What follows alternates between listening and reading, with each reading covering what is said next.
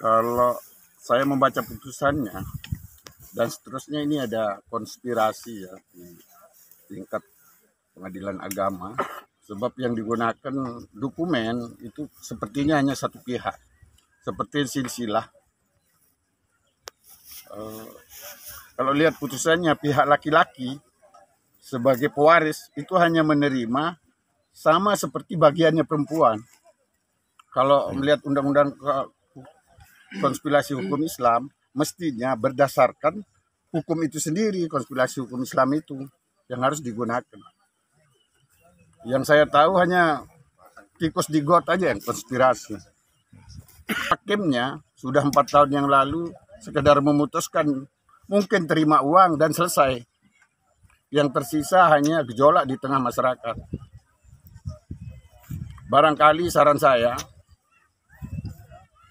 pengadilan agama dan seterusnya yang berhubungan dengan ini, negara meniadakan saja, atau pengadilan agama diturunkan grade-nya agar tidak memutuskan hal-hal yang tidak sesuai dengan perundang-undangan atau hukum yang digunakan sebagai alas untuk pembagian warisnya. Dan sertifikat yang sudah ada barangkali harus segera pengadilan agama atau pengacara penggugat untuk melakukan gugatan di TUN untuk mengeluarkan rekomendasi bahwa syarat dari pembuatan sertifikat yang kami punya ini tidak sah, cacat hukum. Untuk menyatakan cacat hukum, mesti ada tindakan pidana di sana karena dokumennya palsu. Terus melakukan, silakan saja. Barangkali walaupun sudah dieksekusi, tanah ini akan tetap kami pertahankan sampai hal-hal yang bersifat administrasi maupun yuridisnya kami terima secara hukum. Kalau melihat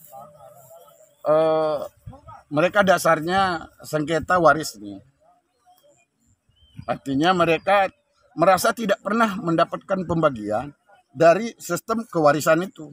Padahal di masing-masing orang, dari keterangan yang sudah ada di sini, mereka sudah terima. Bahkan ada yang sudah bersertifikat mereka pegang, tidak digabung oleh PA untuk kemudian. Dan yang paling mendasar, sebenarnya dalam pernikahan sebelumnya ada 4 kali pernikahan. Laki-laki yang sekarang almarhum yang dibagi warisnya, bawaan istrinya yang turut juga dibagikan oleh pengadilan agama. Ini yang harus dilakukan. Kami akan segera bersurat ke Komisi Yudisial dan seterusnya ke Mahkamah Agung agar dilakukan review terhadap putusan ini.